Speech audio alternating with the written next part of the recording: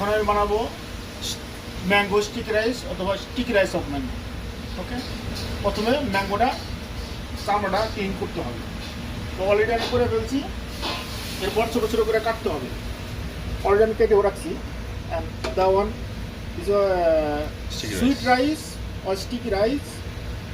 এর সাথে আছে কোকোনাট মিল্ক অ্যান্ড চিনি মিক্সড করা, গরম করা দিয়ে মিশিয়েছি আর কি।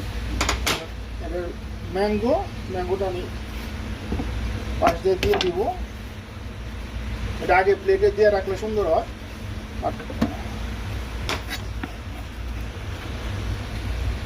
আগে প্লেটে দিয়ে রাখলে সুন্দর হয়।